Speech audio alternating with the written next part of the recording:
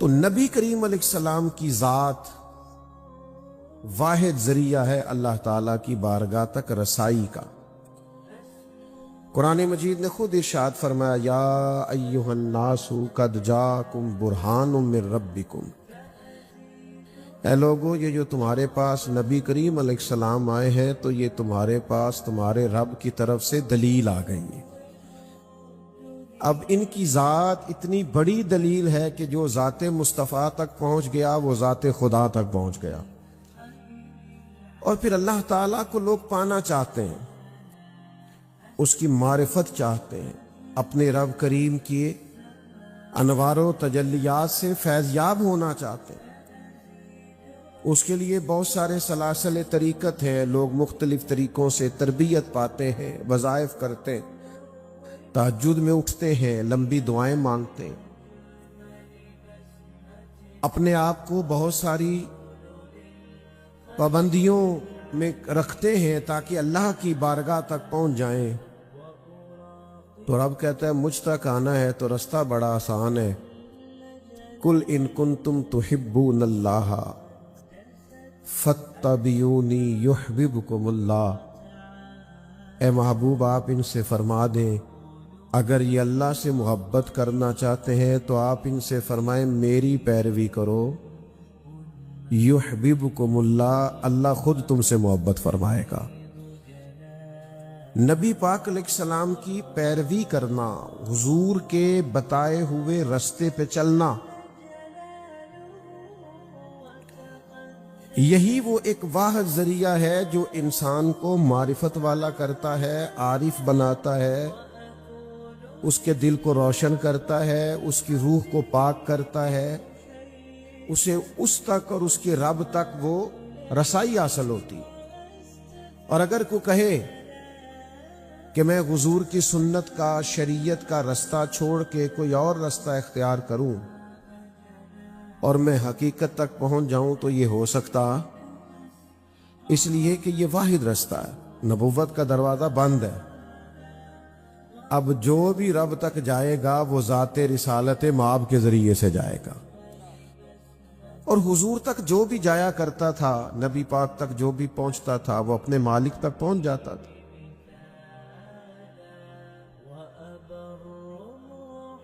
عدی بن حاتم کہتے ہیں جب میں آیا تھا نا حضور کی بارگاہ میں تو مجھ سے پہلے میری بہن آئی تھی، ان کے قبیلے کے ساتھ مسلمانوں کا جہاد ہوا، لڑائی ہوئی، جنگ ہوئی، تو وہ قیدیوں کی ساتھ وہ بھی بارگاہ رسالت میں حاضر ہوئی۔ تو جب حضور سے انہیں معافی ملی نا تو حاتم تائی کی بیٹی عدی بن حاتم کی بہن وہ واپس گئی اور اپنے بھائی سے جا کے کہنے لگی بھائی میرا اور تیرا خیال یہ تھا کہ وہ معاذ اللہ ایک بادشاہ ہیں اور وہ مختلف علاقے فتح کر کے ایک بڑے بادشاہ بن رہے ہیں، لیکن ہمارا خیال غلط تھا، جن کو میں مل کے آئی ہوں وہ بادشاہ نہیں ہے، وہ اللہ کے سچے رسول ہیں۔ میں نے ان کو گہرائی سے دیکھا ہے، چیزوں کو پرکھا ہے، وہاں کے ماحول کو دیکھا ہے، تیری حیات پاک کا ہر لمحہ پیغمبر لگے، تو میں نے لمحہ لمحہ محسوس کیا ہے وہ سچے رسول ہیں۔ تو عدی کہتے ہیں میں نے اپنی بہن سے کہا کہ میں اسی طرح عورتوں کی باتوں پہ تو یقین نہیں نہ رکھ سکتا، میں جاؤں گا، میں دیکھوں گا، غور کروں گا۔ عدی کہتے ہیں میں حضور کی بارگاہ میں آیا تو نبی کریم مسجد میں تشریف فرما تھے، چٹائی پہ غلاموں کے ساتھ ہی بیٹھے تھے۔ آپ کی توجہ ہے میری بات پر؟ اتنا چسکا ہمیں پروٹوکول کا لگ گیا نا، وزیروں کو بھی اور پیروں کو بھی، یہ خطرناک ہے۔ جب آپ کا ایک مخصوص پروٹوکول ہو جاتا ہے، یہ صرف وزیروں کا نہیں، یہ پیروں کا بھی ہے، تو آپ کا اپنی عوام سے گیپ بڑھ جاتا ہے، آپ کوئی رسائی نہیں ہوتی، آپ کو عوامی مسائل کا وہ 2 4 5 خوش آمدید جو آپ کے گرد ہوتے ہیں وہ کہتے ہیں سب اچھا ہے، سارے ووٹ ہی تو آڈے لیں، ہر بندہ ہی آپ کا حمایتی ہے۔ لیکن جب آپ عوامی ہوتے ہیں، لوگوں کے بیچ رہتے ہیں، پھر آپ لوگوں کا درد بھی سمجھتے ہیں۔ یعنی بہت سارے لوگ شور ڈالتے ہیں نا پٹرول مہنگا ہو گیا ہے، غریب یہ شور نہیں ڈالتا نا، وہ کہتا ہے کرایہ 10 روپے ود گیا ہے۔ پیٹرول کا مسئلہ اس کا ہے جس کی گاڑی اپنی ہے، جس کی گاڑی اپنی، اس کا مسئلہ یہ ہے کہ 50 روپے کرایہ بڑھ گیا ہے، کیونکہ وہ تو کرائے پہ سفر کرتا ہے بس میں۔ تو ہمارا یہ معاملہ ہے کہ ہم عوامی نہیں ہوتے۔ ادھی کہتے ہیں میں حاضر ہوا تو حضور غلاموں کے ساتھ چٹائی پہ بیٹھے، اور یہ مشکل کام ہے۔ جو لوگ انسانی حقوق پہ بڑا سبق پڑھاتے ہیں نا، ان کے اور ان کے ڈرائیور کا لباس دیکھ کے آپ کو پتہ چل جائے گا یہ کتنے انسانی حقوق کے علمبردار ہیں۔ ان کے اور ان کے ملازم کا رہن سہن پتہ چل جائے گا آپ کو کتنے یہ برابری کے قائل ہیں۔ لیکن حضور غلاموں کے بیچ بیٹھے، ایک سمت علی، ایک سمت عمر صدیق، ادھر عثمان، ادھر، بھلا ان جگمگ جگمگ تاروں میں مہتاب کا عالم کیا ہوگا۔ حضور غلاموں کے بیچ بیٹھے۔ ادھی کہتے دور سے دیکھا تو میرے دل پہ چوٹ لگی، یہ بادشاہ ہوتے تو لشکر ہوتا، کوئی تخت ہوتا، کوئی ہٹو بٹو کی داستانیں ہوتی، یہ جو غلاموں کے بیچ بیٹھے ہیں نا، یہ سچے رسول ہیں۔ لیکن فرماتے ہیں پھر دوسرے ہی لمحے میرے دل میں خیال آیا مسجد تو کچی ہے، یہ جگہ تو سادہ ہو سکتا ہے، گھر بڑا پکا ہو۔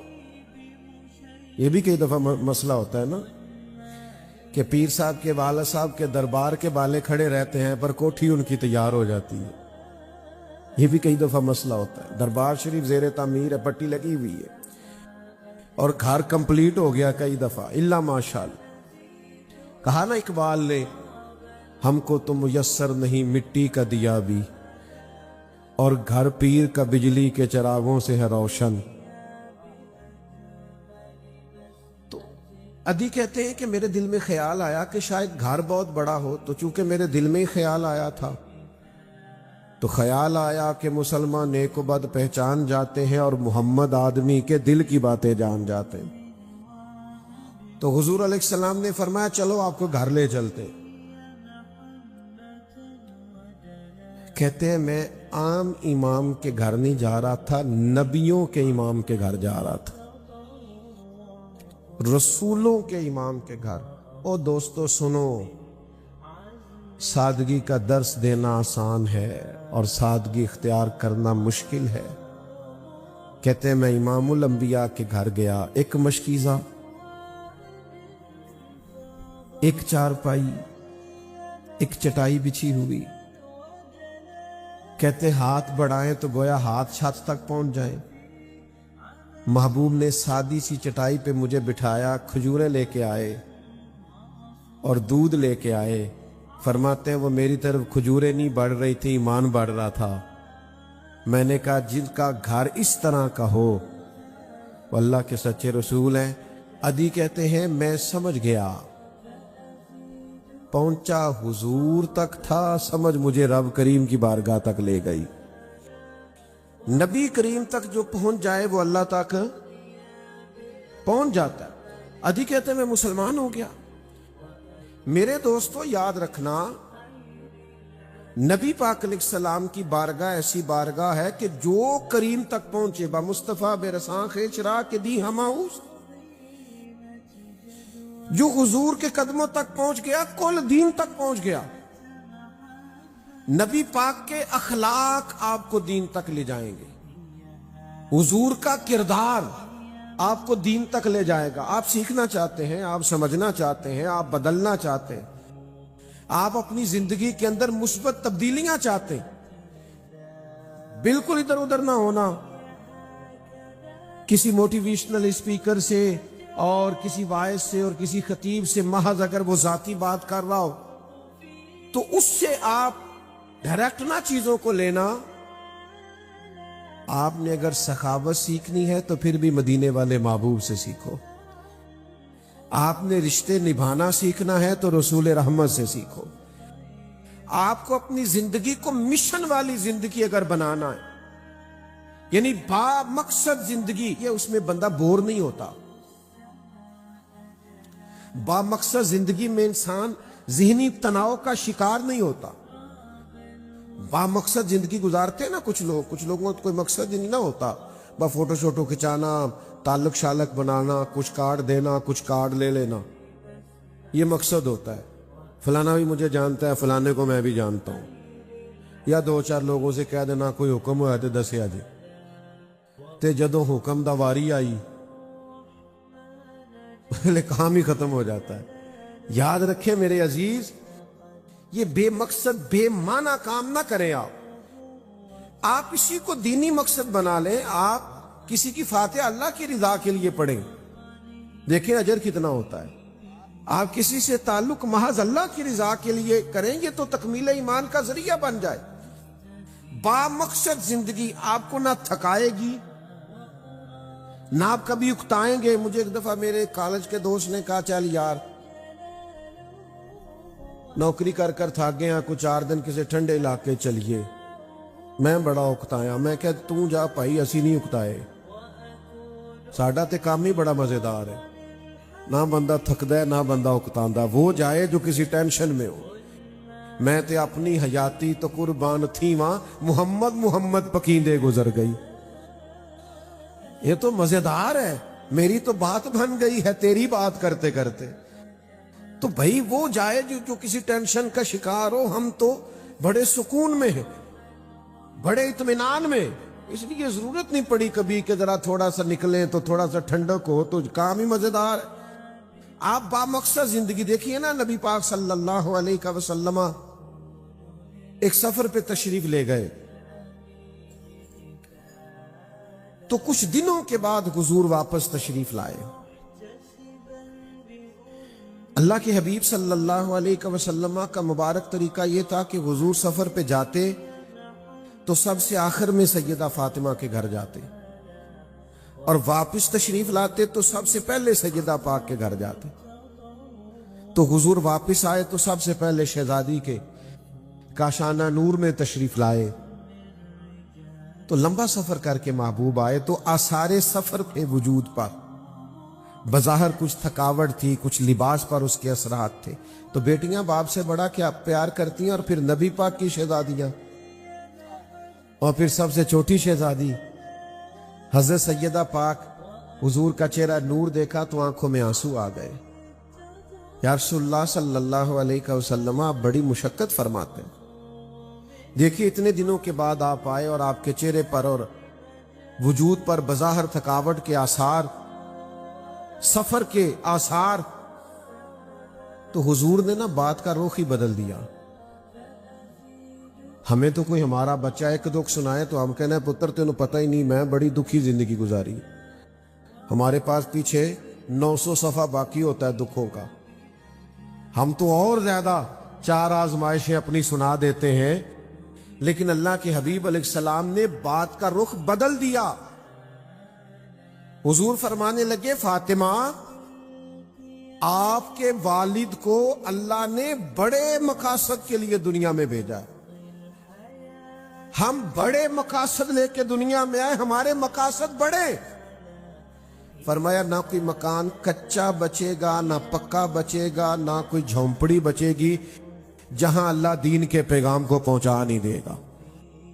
تو ہمیں اس کے لیے محنت تو کرنی ہے نا، پھر نکلنا تو ہے نا، پھر سفر تو کرنا ہے۔ تو نبی پاک علیہ السلام کی اخلاق، کردار، یہ آپ کو بتائے گا جینا کیسے، آپ کو سمجھ آئے گی، آپ اپنے آپ سے آشنا ہوں گے، اپنے خالق اور مالک سے آشنا ہوں گے۔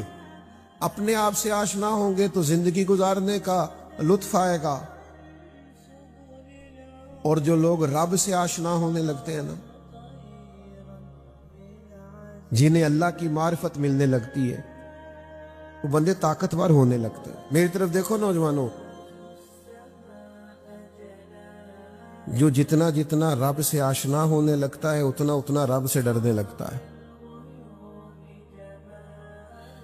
یہ کیمرے کی آنکھ آپ کو دیکھ رہی ہے تو اگر بتی چلی گئی تو،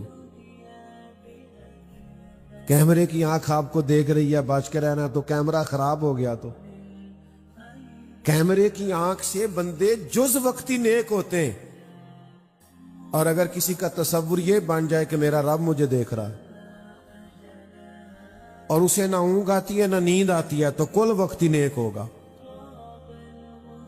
پھر وہ تنہائی میں بھی نیک ہوگا, اکیلے میں بھی نیک ہوگا. اللہ کی معرفت جب حضور کے صدقے ملے گی تو آپ کا اپنے رب پہ بھروسہ ہوگا. میں آپ کو ذمہ داری سے بتاتا ہوں, آپ دنیا داروں سے امیدیں چھوڑ دیں گے. آپ کو کسی بندے کے ساتھ امید لگانا اچھا ہی نہیں لگے گا. جس کو رب پر توکل نصیب ہو جائے وہ دنیا کا سب سے طاقتور آدمی ہوتا ہے, مضبوط ہوتا ہے, اسے اللہ پہ بھروسہ. 313 صحابہ بدر میں چلے گئے 1000 سے لڑنے. او خدا کے بندو, نہ اسلحہ ہے, نہ تمہارے پاس جنگی سامان ہے, نہ زیادہ گھوڑے ہیں, نہ تلواریں ہیں, نہ نیزیں, کیوں آئے ہو؟ کہنے لگے ہمیں بھروسہ ہے, ہمیں ہمارے نبی نے فرمایا تمہارا رب تمہاری مدد کرے. آپ کو جب اللہ پہ بھروسہ نصیب ہوگا آپ مضبوط ہو جائیں, طاقتور ہو جائیں, آپ فکری بلندی کا شکار ہوں گے. آپ کے اندر سے کمزوریاں, بزدلیاں, بے چینیاں, لوگوں پہ بھروسہ کرنا, کسی کا مال دیکھ کے پریشان ہونا, کسی کی بڑی گاڑی دیکھ کے للچانا, کسی کا گھر بڑا دیکھ کے پریشان ہونا, یہ نکل جائے گا. پھر تو حضرت بلال مسجد بھی سوئے نا, مسجد کی چٹائی پہ سوئیں اور مسجد نبوی شریف میں جھاڑو دیں اور حضور کے مہمانوں کی نوکری کریں. لیکن حضور معراج سے واپس آ کے فرماتے ہیں بلال کیا کرتے ہو؟ میں نے تو جنت میں بھی تمہارے قدموں کی آواز سنی. جب آپ رب سے جڑیں گے تو پھر سادے کپڑوں میں بھی بڑا عروج ہے, پھر سائیکل سے اترے تو پھر بھی بڑے باوقار ہیں. شرط یہ ہے کہ بھروسہ اللہ پہ. وہ ہارون رشید آ رہا تھا حج کر کے, امام غزالی نے لکھا ہے, تو وہ گھوڑے پہ یا اونٹ پہ بیٹھا تھا تو ارد گرد اس کے لوگ نعرے لگا رہے تھے, بادشاہ سلامت جو آ رہے ہیں. نعرے لگانے والے بڑے سیانے ہوتے ہیں, یہ سبھی کے نعرے لگا لیتے ہیں, سیاسی نعرے کبھی اس کے لگائے, کبھی وہ کہتے ہیں ہمارے سیاستدان کا بھی ہمیں کوئی نہیں پتا, پچھلے 5 سال تو کسی اور پارٹی کے لگا رہا تھا نعرے, پتہ نہیں اگلے 5 سال کسی اور کے نہ لگا دے. تو وہ بھی سیانے ہو گئے, وہ بھی اب سب کے لگا دیتے ہیں, کہتے ہیں ایسے ہی چلتا ہے مارکیٹ میں. تو ہارون رشید کے دائیں بائیں لوگ نعرے لگا رہے تھے. ہارون رشید بڑی نعرے شعرے, بندہ خوش تو ہوتا ہے نا. ہماری گاڑیوں پہ جب پھول گرتے ہیں اور لوگ پیچھے بھاگتے ہیں تو نفس تو تسکین پاتا ہے نا. یہ معاملہ ہوتا تو ہے, اللہ تعالیٰ محفوظ کرے. بڑا راضی ہو رہا تھا ہارون رشید. اچانک ہارون رشید کی نظر پڑی تو ایک ٹیلے پہ حضرت بہلول دانا بیٹھے تھے. سادہ آدمی مٹی میں بیٹھا ہے بغیر چٹائی, اسی کسی دے کچھ بھی نہیں لگ دے, نہ کوئی ساڈا دردی, بیٹھے آرام سے. اور ہارون رشید کی طرف دیکھ کے نہ تو حضرت بہلول دانا ہلکا ہلکا مسکرا رہے ہیں, ہنس رہے ہیں. تو یہ بعض لوگوں کی ہنسی بڑی معنی خیز ہوتی. ہارون رشید گھوڑے سے اترا, سارا مجمع وہیں کھڑا کیا, اور ہارون رشید جا کے حضرت بہلول دانا سے کہا السلام علیکم. فرمایا وعلیکم السلام. ہنس کیوں رہے تھے؟ تو پھر ہنسے. کہا یہ آپ کے ہنسنے میں کوئی راز ہے؟ تو حضرت بہلول دانا فرمانے لگے ہنس اس لیے رہا تھا کہ یہ جو لوگ تیرے نہیں نعرے لگا رہے, یہ تجھ سے پہلے والے بادشاہ کے بھی اسی طرح ہی نعرے لگاتے تھے, اور تیرے بعد والے کے بھی نعرے. پر تو بڑا عجیب آدمی ہے, تو بڑا راضی ہے کہ میرے نعرے لگ رہے ہیں. یہ تو سب کے لگتے ہیں, تیرے لگ رہے ہیں تو کیا اس میں خوش ہونے والی کیا بات؟ تو ہارون رشید پر بڑا اثر ہوا. بڑے لوگ جو ہوتے ہیں ظاہر ہے ان کے کوئی تقیہ کلام ہوتے ہیں, تو بڑے لوگوں کا تقیہ کلام تھا وہی اس کا بھی تھا. کہنے لگا حضرت میں نے سنا ہے آپ پر کچھ قرضہ ہے, مجھے حکم دیں میں آپ کا قرض اتار دوں, حکم کریں. تو حضرت بہلول دانا تھوڑا غصے میں آ گئے, فرمانے لگے ایک بات تو بتا, تیرا رب کون ہے؟ توجہ ہے میری بات پر؟ تیرا رب کون ہے؟ کہنے لگا اللہ. تو فرمایا میرا کون ہے؟ سنے کہا اللہ. تو فرمانے لگے ہارون رشید پھر یہ تو نہیں نہ ہو سکتا کہ اللہ ہارون رشید کو دیتا جائے اور بہلول دانا کو بھول ہی جائے. جہاں اپنا کام کار ہم بندوں سے امیدیں نہیں لگاتے, ہم اپنے رب کریم سے امیدیں لگاتے. جب حضور کے صدقے آپ کو معرفت الہی نصیب ہوگی اچھا ہی نہیں لگے گا. ویسے تو اب تحفے آئے تو ہم راضی ہوتے ہیں نا, میری خودداریاں تھکنے لگی ہیں, اب میں بھی تحفے پا کے خوش ہونے لگا ہوں. لیکن جب انسان خوددار ہو پھر کوئی تعاون کی بات کرے تو غصہ آتا ہے. وہ کہتا ہے جا اپنا کام کر, مجھے میرے رب نے بڑا نوازا, جتنا اللہ نے دیا میں راضی ہوں. یہ کب ہوتا ہے؟ جب آپ سرکار کے وسیلے سے معرفت الہی حاصل کرتے, حضور کے وسیلہ پاک سے. میری طبیعت بھی نہیں ہے لمبی چوڑی تقریر کرنے کی, اور آپ کی بزم بھی اثر سے شروع ہے. تھوڑا سا اس مضمون کو آگے لے کے چلو. وہ پھر جن لوگوں کو یہ معرفت نصیب ہو گئی تھی نا, وہ پھر حضرت صدیق اکبر جیسے لوگ تھے.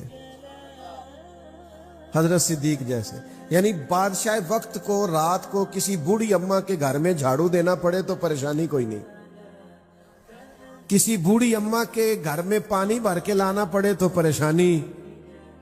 کیوں؟ اس لیے کہ ان کو معرفت الہی نصیب ہے. پھر یہی مزاج ہو تو بندے حضرت عثمان, حضرت فاروق اعظم جیسے ہوتے ہیں. حضرت سعد بن ابی وقاص پتہ کیا فرمایا کرتے تھے؟ حضرت سعد بن ابی وقاص فرماتے تھے کہ نہ تو عمر اسلام میں ہم سے مقدم ہے, نہ ہجرت میں ہم سے مقدم ہے, نہ نفلی روزے زیادہ رکھے ہیں, نہ نفلی نمازیں زیادہ پڑھی, پر شان زیادہ لے گئے. لوگوں نے کہا حضور وہ کیسے؟ تو حضرت سعد بن ابی وقاص فرمانے لگے وہ اس لیے کہ جناب عمر نے دنیا سے کبھی دل نہیں لگایا, دنیا سے بے رغبت رہے, مال دنیا سے دور رہے. دل گویا جب بھی لگایا ہے یا اللہ سے لگایا یا اللہ کے رسول سے لگایا ہے. یعنی پابند لگے کپڑوں میں بھی خطبہ دے دیا, پرواہ کوئی نہیں.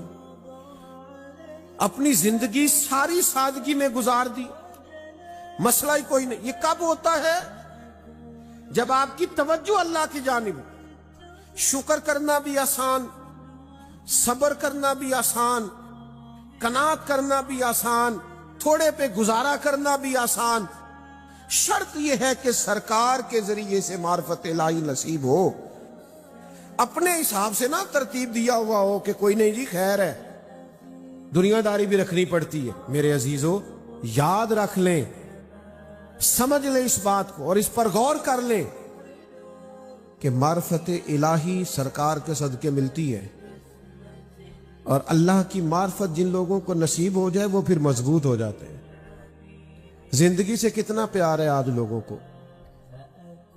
آپ نے مجھے بتانا نہیں, ہاں نہ نہیں کرنی, پر کافی سارے لوگ موت سے ڈرتے ہیں. نہیں میں کہ تسی ہاں نہ نہیں کرنی, کیمرے نہ آ جائے جی کدھر, پتہ چل جاتا ہے. کافی سارے لوگ موت سے, میں اکثر دوستوں سے کہتا ہوں کافی سارے لوگ پیسوں سے پیار کرتے ہیں تو لوگ غصہ کرتے ہیں, حالانکہ کرتے ہیں. کتاب و سنت پڑھ کے دیکھ لیں, لوگ پیسوں سے پیار کرتے ہیں. حضور فرماتے ہیں سونے کی 2 وادیاں ہوں تو آدم کا بیٹا کہتا ہے تیسری بھی چاہیے. کرتے ہیں لیکن آپ منوا نہیں سکتے کسی کو کہ میں کرتا ہوں. کوئی ماننے کو تیار ہے, حدیث پاک میں ہے, قرآن مجید میں ہے, پیار کرتے ہیں, لیکن لوگ ماننے کو تیار. تسی بھی نہ منیا جے. ایسے میرے 2-4 دوست ہیں, میں انہوں نے کہندا رہنا, میں کہنا تہاڈے کو پیسے نہ ہون تے تسی بیمار جے لگدے ہو, اور جیب تہاڈی بھری ہوے تے تہاڈی صحت بھی. یعنی وہ کبھی کبھی ان کا اترا چہرہ دیکھوں تو میں ان سے پوچھ لیتا ہوں کہ آج کل گاہک کوئی کاٹا آ رہے ہیں دکان پہ. پتہ چل جاتا ہے کہ صحت مبارک جناب کی ٹھیک. یہ موت کا ڈر, یہ پیسوں کا پیار, یہ شہرت سے محبت, یہ اپنی ذات سے لگاؤ, یہ کب ہوتا ہے؟ جب آپ نے دنیا سے جینا سیکھا ہو, اور جب آپ نے سرکار کے صدقے جینا سیکھا ہو نا, تو پھر بندے کا حال یہ ہوتا ہے کہ کربلا میں اگر امام حسین کا سارا کنبہ بھی جائے اور جان بھی جائے تو بندہ خوش ہو کے ساری جان پیش کر دیتا ہے, اس لیے کہ اسے پتا ہوتا ہے ابھی میں نے قبر میں جانا ہے, ابھی دروازہ بند ہونا ہے, ابھی جنت کا باغ میری قبر نے بننا ہے, اور میں نے آنکھیں کھولنی ہے تو سامنے مدینے والے محبوب نے تشریف فرما. آج پھولے نہ سمائیں گے کفن میں آسی، کیونکہ قبر کی رات ہے ان سے ملاقات کی رات۔ لوگ تھک گئے، زندگیاں گزر گئیں، لیکن اللہ کو پانا اور اس کے قرب کی طرف درجے بلند ہونا، بیچارے جنگلوں میں صحراؤں میں عبادتیں کرتے، دنیا سے رخصت ہوئے، پر بلندی درجات اللہ کی طرف درجے بڑھنا یہ مشکل کام ہے۔ اور ایک درجہ کسی کا بڑھ جائے تو بڑی بات ہے۔ حضور فرماتے ہیں تو ایک بار درود پڑھ 10 رحمتیں نازل ہوں گی، 10 گناہ معاف ہوں گے اور 10 درجے بلند ہوں گے۔ تو سارا تصوف تو درود میں آ گیا، ساری طریقت تو درود و سلام میں آ گئی، معرفت ساری تو یہاں آ گئی کہ تو ایک بار درود پڑھ 10 درجے بلند ہو جائیں گے۔ ہم نہ توجہ نہیں کرتے، بعض چیزیں بڑی پرافٹ والی ہیں پر ہم اس پر توجہ نہیں سمجھ آئی گل دی۔ چنگا پلا کام چلتا ہوں، ابا جی دی پہلی بھی ہے 10 کو کلے تے کام بھی کہا ٹھیک ہے، پر منڈا ہوتا ہے میں باہر ہی جانا ہے۔ وہ کہتا ہے یار اپنا کاروبار ہے، یہاں سب ٹھیک ہے، اور یہ کہ تجھے زیادہ مشکل بھی نہیں ہوگی، رہے گا بھی اپنوں میں، پر وہ کیا کہتا ہے، میں انہوں بابا بلے شاہ صاحب آکھیا بلے شاہ آسمانی اڈدیاں پھڑنا ہے، جیڑا گھر بیٹھا انہوں پھڑیا ہی نہیں۔ آپ کہتے ہیں میں نے وہ فلاں بڑی جگہ پہ جانا ہے اور وہاں جا کر کے میں نے وہ بلند مقام حاصل کرنا ہے۔ تو میرے عزیز آپ یہ تو غور فرمائیں کہ آپ تو درود و سلام پڑھیں تو آپ کو درجات مل رہے ہیں، آپ پر کرم ہو رہا ہے، عطائیں ہو رہی ہیں۔ شرط کیا ہے؟ اخلاص کے ساتھ، للہیت کے ساتھ۔ درود شریف پڑھ لینا ایک دفعہ، الصلاۃ والسلام علیک یا رسول اللہ وعلی آلک واصحابک۔ بس ایک دو بات عرض کر کے اپنی بات کو ختم کرنے لگا ہوں، غور فرمائیے گا۔ تو آپ کچھ نہ کچھ تو سارا دن بندے نے کرنا ہوتا ہے، سارا دن۔ تشریف رکھیں جی، اللہ جزاک دوست بیٹھ جائیں، مسجد ہے نا جی، تو اللہ آپ کو جزائے خیر دے، بہترین صلہ عطا کر۔ تشریف لانے پر سب دوستوں کو اللہ بہترین اجر عطا فرمائے۔ گرمی چونکہ زیادہ ہو رہی ہے تو میرا خیال ہے بات جلدی سمیٹ دی جائے۔ بھائی یاد رکھیں سارا دن کچھ نہ کچھ تو کرنا ہے۔ انسان کی طبیعت کچھ دیر کا سکون مانگتی ہے، اس کی طبیعت کچھ دیر کا وقفہ مزاج ہوتا ہے۔ آپ کو پتہ ہے اسلام نے 24 گھنٹے عبادت ضروری کیوں نہیں قرار دی؟ دن میں 5 وقت آپ تھوڑا تھوڑا ٹائم نکال کے آئیں تاکہ آپ تسلی سے، یعنی کچھ صحابہ نے کہا تھا، بخاری مسلم میں حدیث ہے کہ ہمارا دل کرتا ہے ہم ہر روز ساری رات نفل پڑھیں اور ہر روز نفلی روزہ رکھیں، تو نبی پاک علیہ السلام نے منع فرما دیا، فرمایا میں تم سب سے زیادہ رب کو جانتا ہوں اور میں تم سب سے زیادہ اللہ سے ڈرتا ہوں، میں روزہ بھی رکھتا ہوں چھوڑتا بھی ہوں، میں رات کو آرام بھی کرتا ہوں عبادت بھی کرتا ہوں۔ حضور فرمانے لگے تمہارے جسم کا بھی تم پہ حق ہے، تمہاری آنکھ کا بھی تم پہ حق ہے۔ مجھ سے آپ ناراض نہ ہونا، یہ جو لوگ بہت بزنس کرتے ہیں نا، بہت ہی زیادہ، آپ کا خیال ہوتا ہے بڑے سکھی لوگ ہیں، لیکن جتنا کام پھیل جاتا ہے اتنا بندہ بھی پھیل جاتا ہے، آزمائش میں آ جاتا ہے۔ 4 موبائل ہیں، کسی کو کوئی بات سنا رہے ہیں، حافظے کمزور ہو جاتے ہیں، ذہن کام کرنا چھوڑ جاتا ہے۔ اب طبیعت بریک مانگتی ہے کچھ تھوڑا۔ آپ کو پتہ ہے یہ لوگ کیوں جاتے ہیں 4 دن میں ٹھنڈی جگہ پہ رہا ہوں، یہ 10 دن میں ذرا تھوڑا ادھر نکل جاؤں، کیوں؟ سکون چاہتے ہیں۔ سکون کہاں ہے؟ اللہ کہتا ہے تو میرے نبی پاک پہ درود پڑھ۔ یہ تھوڑا سا نا وقت نکالے بندہ، باوضو ہو۔ یہ جو لوگ کہتے ہیں نا مراقبہ کریں، ٹھہراؤ کریں، یہ اصل میں نا کسی سے باطنی تعلق چاہتے ہیں۔ میں ایک دفعہ نا ایک ڈاکٹر صاحب کے پاس گیا تھا، وہاں ایک بزرگ بیٹھے تھے، تو ڈاکٹر صاحب ان بزرگوں سے کہہ رہے تھے آپ بیمار نہیں، پریشان ہیں۔ تو آپ کے دل میں جو باتیں ہیں وہ ساری کہہ دیں، آپ کسی سے دل ہلکا کر دیں، آپ ٹھیک ہو جائیں گے۔